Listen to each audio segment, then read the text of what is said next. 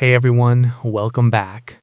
Tonight's video features 3 stories where something tries to warn you, but never explains what you're actually in danger from. These are stories about rules you shouldn't break, signals you shouldn't ignore, and warnings that only make sense once it's already too late. Huge thanks to the authors for sharing their work. Get comfortable, turn down the lights, and let's get into some terrifying Reddit horror stories.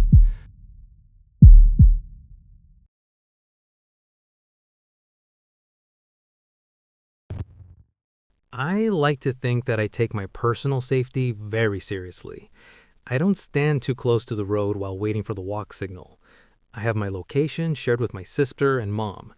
I keep my wits about me when I'm out in public, and I try not to dawdle after getting into my car. If I had only been more diligent about that last rule, I might not be in the situation I'm in now. Early this morning, just after midnight, I was sitting in my parked car outside of my favorite grocery store. I was exhausted from picking up a friend's evening shift, and so I stopped to grab dinner on my way home from work. The store is in an isolated part of town, but I had never felt unsafe in the area. Then again, I had never been so late at night. The second I exited the store with my purchase, the old cashier closed up shop for the night and turned off all the lights in the building. For some reason, I did something I never do. I started eating in my car. As a precaution, I try not to linger in isolated parking lots, especially as a young woman who often has to run errands after dark. Maybe it was the hunger, or maybe the fact that, due to a recent breakup, my house hasn't felt all that welcoming in the past few weeks. In any case, I was in no rush to return home.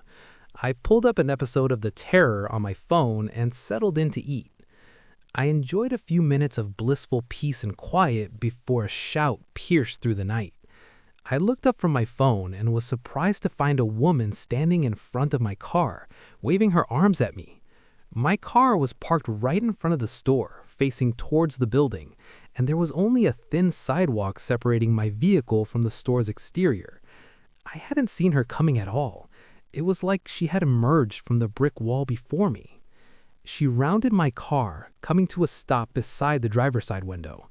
She then started pointing at the ground, the universal signal for roll your window down. Fat chance, I thought.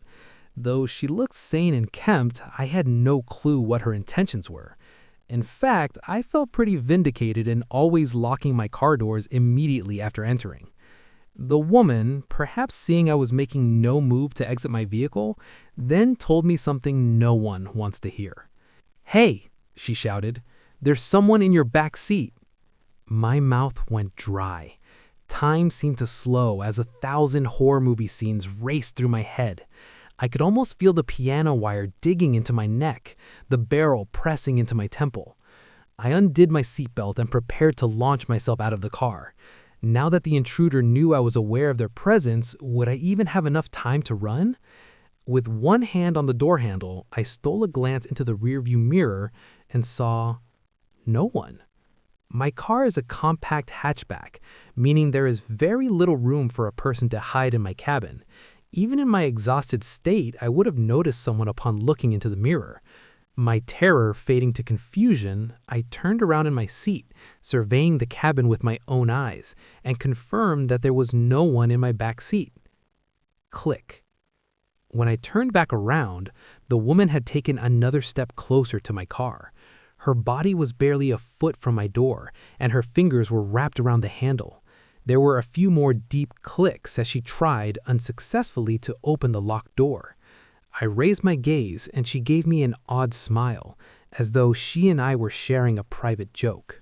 For the first time, using the faint glow of the street lamp, I took a closer look at the woman's face. Her skin was stretched tightly across her skull, making her thin mouth and nostrils appear as though they'd been cut onto her. Her eyes were deep-set and ovate, and her teeth seemed both too small and too numerous. I allowed myself a brief moment to gawk at the face before me, and then I threw my car into reverse and hightailed it out of the lot. For a few disheartening seconds, the woman held onto the door, keeping in step with my vehicle as I backed up. Luckily, she soon let go, and I drove away, my mind racing with the realization that the woman was trying to bait me out of my car. Even more disturbing was the fact that it almost worked. I wondered if she had others with her that I simply hadn't seen, and what she had wanted from me. I hoped I had narrowly escaped a robbery, as opposed to something much more sinister. I got back to my house 20 minutes later. Still shaken from my encounter, I rushed inside the house and made sure that all of my doors and windows were locked. My exhaustion did little to soothe my nerves. My mind played tricks on me as I got ready for bed, conjuring up flashes of the woman's face in the dark corners of my house. Once I finally fell asleep, my fears followed me from the waking world. I had a long, vivid nightmare, most of which I've either forgotten or is irrelevant to this account. All I know is that when I jolted awake some hours later, it was to the sound of a frantic banging on my front door. I sat up in bed, unsure if I was still dreaming or not. My alarm clock read 4:17. It was far too early for someone to be knocking on my door unless there was some kind of emergency, which, given the forcefulness of the knocks, there may have been. Slowly, I rose from my bed and inched towards the entryway. I had never before been in such a situation and was at somewhat of a loss as to how to react. I didn't smell a fire, thankfully, but that didn't mean all was well. Suddenly, I heard a man's voice calling out my name in a questioning tone. It sounded vaguely familiar, but I couldn't immediately place it. "Who is it?" I called back. "Brian," answered the disembodied voice, and relief washed over me. My neighbor Brian lived in the house across the street. We weren't close exactly, but I often saw him walking down the block with his dog Bailey. I turned on the entryway light, but as I was still in my sleepwear, I didn't want to open the door unless I had to. Instead, I called back to him. "What's the matter?" "Well," he began. I heard his voice crack, and he cleared his throat. "Do you have someone over right now?" "What?" I asked, my heart skipping a beat. "No, I don't. Why do you ask?" "Well, the dog had to go out, and while I was in the yard with him, I thought I saw someone in your front window, someone who didn't look quite right." I stilled, feeling as though I were in some terrible dream. Turning around and glancing down the dark hallway, I wished I had turned on more lights on my way to answer the door. "She followed you home," I thought. "She's in your house with you right now." I was ready to bolt out the door into the cold, but by some miracle, I had just enough presence of mind left to consider my neighbor's words more carefully. Something was wrong. I stepped away from the door. "Are you all right, Brian?"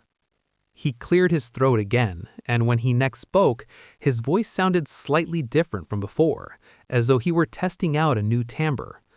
"Of course, I just got a bit of a cold here, but I still wanted to check in on you." My voice wavered as I voiced a question to my neighbor.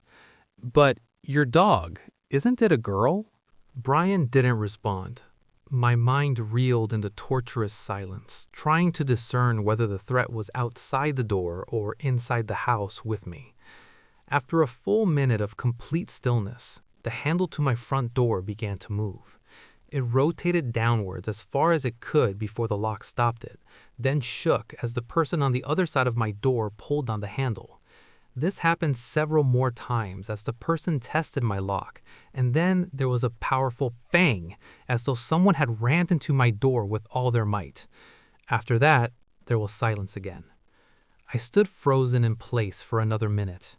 I had no peephole, but I worked up the nerve to walk into the living room and peer through the blinds into my front yard.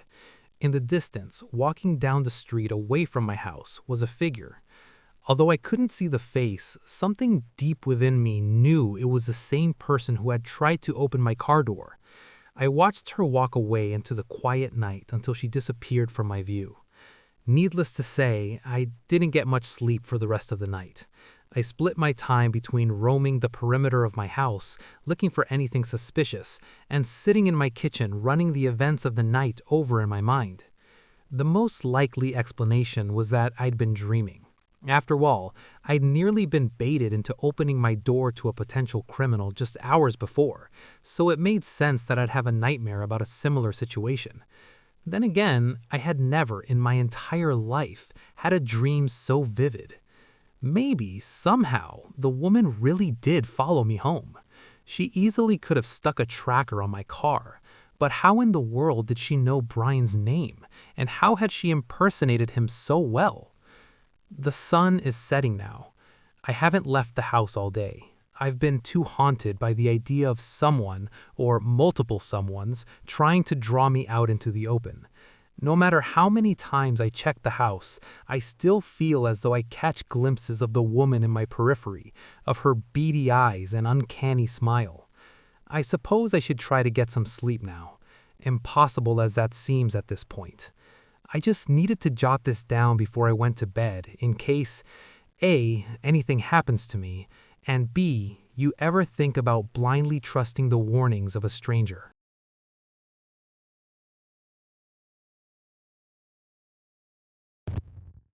I'd taken the train from Delaware to DC many times before. 7:53 p.m. out of Wilmington, arriving at 9:36. The tickets were cheap, and the train was mostly empty around that time. It was perfect. Tonight was no different. I sat in the window seat as usual, reading, as the train rocked gently back and forth. About 20 minutes into the ride, however, the intercom came on overhead. "Attention! Unidentified passenger on board." I looked up. Huh?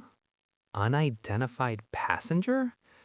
I glanced around the car. There was only the middle-aged woman I saw when I got on, several rows back. She was looking up, confused. What the hell? The voice overhead was different, too. It wasn't the usual garbled man's voice. It was a woman's, monotone and robotic. Do they mean like some kind of serial killer just got on or something? My stomach dropped. Wouldn't they say something more extreme though? Like, hide, we're making an emergency stop. This almost sounded like they were announcing someone hadn't paid for their ticket. I glanced to the front of the car where the LED marquee was. Instead of listing the next station stop, it said, "Unidentified passenger." The letters scrolled past, over and over, jittering orange pixels. Maybe they mean someone a Russian spy or something, or maybe it was just some sort of glitch. I stared at the orange letters. Unidentified passenger. I texted my boyfriend. The train saying there's an unidentified passenger on board? Really weird. It's gotta be fake, right? Or should I get off? He replied instantly. That's really weird. Maybe get off. I can take the next train up to you. Where are you? I pulled up maps and checked our location. We were just a few minutes from Aberdeen. After hesitating for a second, I grabbed my bag. It probably is just some glitch or something, but I'm not going to be some sitting duck. I turned to the aisle. A woman was standing right in front of me, the middle-aged woman from the back of the car. I jumped, banging my head on the overhead luggage rack. "Sorry, I didn't mean to scare you, but do you know what's going on?" she asked. I shook my head.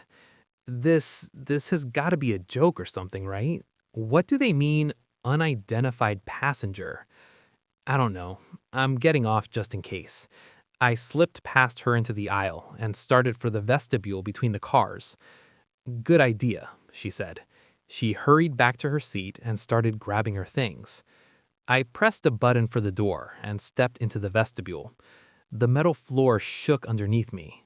The landscape outside the train was pure black, except for a single small light twinkling in the distance. The door behind me opened, and the woman stepped in, clutching her bag close to her chest like a shield. "I'm supposed to be at my daughter's wedding tomorrow morning," she muttered, messing with her ashy blonde hair. "We just got back on good terms. If I'm even a minute late..." I glanced at the window into the next car. It was empty, except for a single man near the front. I could just see the top of his head poking over the seat. He wasn't packing his stuff or even moving. Maybe we're overreacting, I thought for a second. No, this is how people get hurt, not changing their plans when the alarm bells start going. As soon as something is off, you get out, period. My mom had taught me that a long time ago. The train wobbled and shook. Lights grew in the distance, twinkling through the darkness. We were approaching. I stepped closer to the door, staring out the little square window. The lights grew larger. The concrete platform rolled into sight. The squat brick building, the dark windows, silver sign, Aberdeen Station. We blew right past it. I stared out the window. We just passed the station. No, what? Really? I nodded. Before I could say anything else, the intercom clicked to life. Attention passengers, please remain in your original train car for the duration of the ride. Thank you. The woman's voice again, monotonous, slow. What the hell? The woman whispered. I glanced through the window into the next car. The man was still sitting there, completely still. No, wait, not still. As the train took a curve, his head bobbed and lolled on his shoulders, limply, as if he were... I ran back to the door of our train car, slammed the button. The door shuddered open and we slipped inside. That guy, there was something seriously... I could barely choke out the words. I know. Do you think he was... She couldn't bring herself to say it. It kind of looked like that. I glanced back at the door into the vestibule. It was still empty, but the marquee above the door now read, "Stay in your car. Stay in your car." What do we do? I pulled out my phone and dialed 911. The woman and I began talking at once. On a train, someone's dead. It won't stop. Just past Aberdeen. The operator said she'd get someone out to us. But deep down, I knew. What could they possibly do? If whoever was driving the train wouldn't stop, how could the police intervene? Set up a blockade? Possibly kill us in the crash? I stared out the window. Golden lights flew by, clusters of suburbs disappearing back into the darkness. I swallowed. You can't survive jumping out of a moving train, can you? I don't think so at this speed, she replied. Silence pressed in on us. We should hide in the bathroom. It has a lock. It'll keep us safe. It says stay in the car, I said, pointing to the marquee. And you trust whoever it is putting that up? The bathroom doors are flimsy anyway. If someone wants us, they will. I closed my eyes, running my hands down my face. Could we just be freaking out over nothing? Maybe that guy, maybe he was just sleeping. Maybe they passed a stop for some other reason. Maybe it really is just some glitch. The lights overhead flickered, and then went out. What the hell? I whimpered. The train car was only lit by the orange glow of the marquee at the front of the car. It was still flashing the same message, "Stay in your seats. Stay in your seats." This is insane, the woman whispered. I texted my boyfriend. The lights just went out. We called 911. I don't know how they're going to get us off the train. I hit send and closed my eyes. Wait, the lights being out, maybe that helps us, the woman said. We can hide better. What are the chances he'll find us in the entire train? She crouched down. I don't think we can fit under the seats. There are benches at the back. I bet we can fit there. I slowly felt my way through the darkness of the car, pressing my hands into the cloth seat backs on either side. We reached the last aisle, where the seat configuration had been altered to have benches facing each other with a space in the middle. I squeezed down into the space between the seats, then shuffled under the first bench. The woman did the same, squeezing under the second. I felt too hot. The rug scratched my arms. The metal of the seat pressed against my head. I twisted my legs and pushed myself back so that my head wasn't poking out into the aisle. We were decently well hidden. But if the guy, or whoever it was, found us, there was no way we could escape. We were trapped. We lay there, underneath the seats for what felt like an eternity. The car rocked and swayed underneath us. My hair fell into my face. My legs ached. I knew Harry was probably texting me back, but I'd silenced my phone and it was deep in my pocket. I couldn't contort to get it out. Not that I'd want to. What if they came by while I was looking at my phone and found us because of the light? I was jolted back to reality by the shuddering sound of the door opening. No. No, no, no. I strained to listen. Soft, thumping footsteps sounded on the far end of the car, slow and methodical, quiet, like they were stalking their prey. The footsteps grew louder. I held my breath. Thump. A black leather men's shoe stepped into view. No, it glistened in the orange light, almost as if it were wet. My lungs burned. Please don't look. Please, please. Go. Keep walking. Go. Go. Go. They hesitated, shoes frozen on the carpet, inches from my face. Then they finally took another step, and another. The door behind us shuddered open, and then closed. I let out my breath out in short, silent little bursts, then sucked in another breath as slowly as possible. They passed us. We're okay. We're fine. I turned my head to look at the woman. Tears were rolling down her face as she stared back at me. It's okay. He didn't see us, I whispered. Her mouth hung open. Her lips trembled. It's okay, I whispered again, but she didn't even blink. That's when I realized she wasn't staring at me. She was staring past me. I turned around. My blood ran cold. There was something at the door, pressing its face against the window, fogging up the glass. No, the person that just passed us wasn't it. That was just another passenger, trying to stay quiet, trying to hide. Maybe even the guy we thought was dead. It was that thing in the window. Eyes pitch black, skin ghastly white, barely lit in the flickering orange of the marquee, which now read, "Don't run, don't run, don't run." That was the unidentified passenger. The woman crawled out from under her seat. "No!" I whispered, but she was already slamming her hand on the door open button. It slowly shuddered open, and she began to slip through it. The door opened on the other end. Rapid footsteps. Out of sync, frantic running. I saw a flash of bare feet and bare hands thumping against the carpet. In seconds, it had run past me into the next car, before the door even had a chance to close. I heard a muffled scream, and then silence. No, no, no, no. I bit my lip, trying to stop from crying.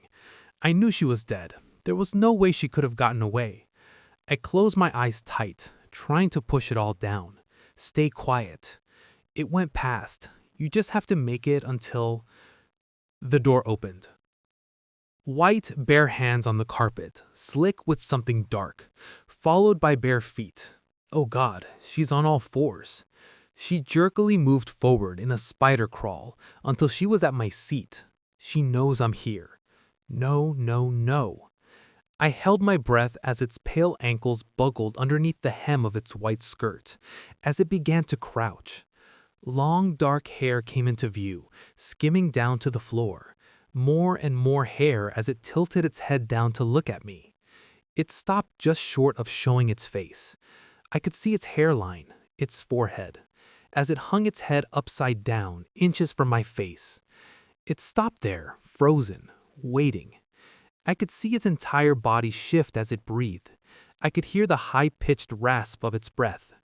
A single drop of blood dripped onto its pale hand, but it didn't show its face. My lungs felt like they were about to burst, but I forced myself not to breathe, not to move. I stared at the hair and the blood on its hands and the dirty white dress skimming its ankles.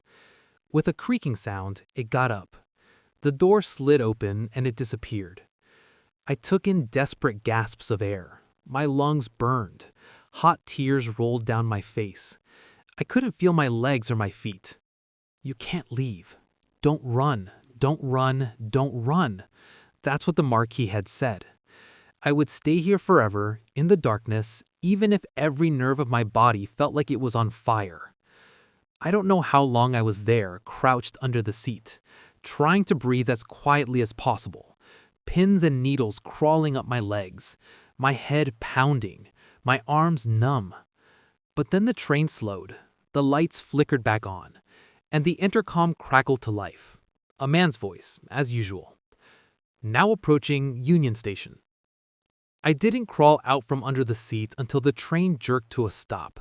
My entire body stiff, blazing with pain, I pulled myself out from under the seat, hobbled off the train and onto the platform.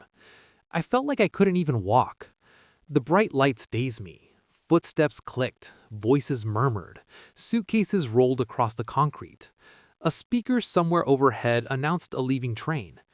When I turned back, though, I realized no one else had exited my particular train. Just me. And I didn't notice the hair until I made it into the station. A long, black hair entwined around my wrist, and my skin underneath it, blistered and red, everywhere the hair had touched.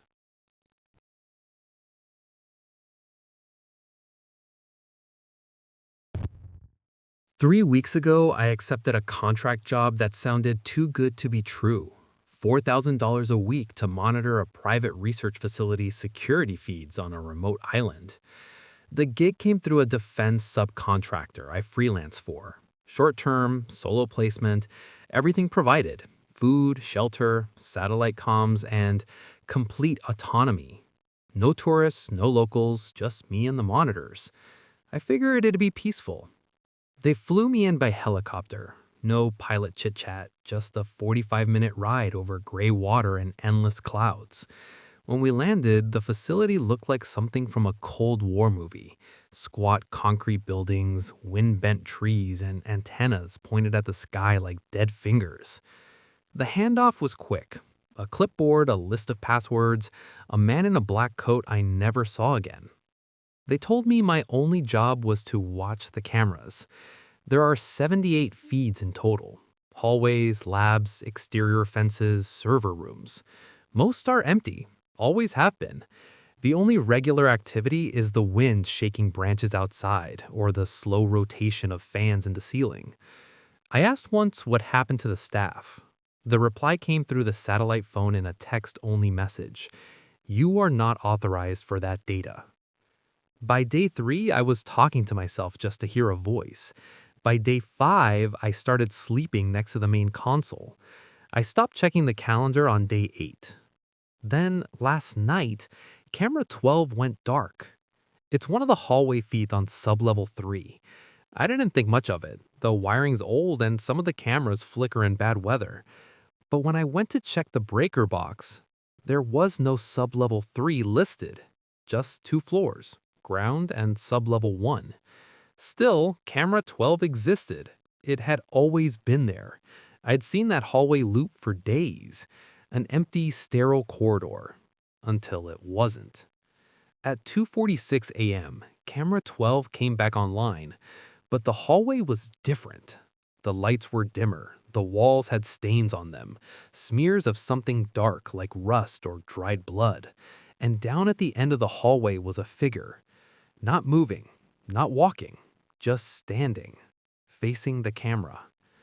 I tried zooming in, but the feed began to blur.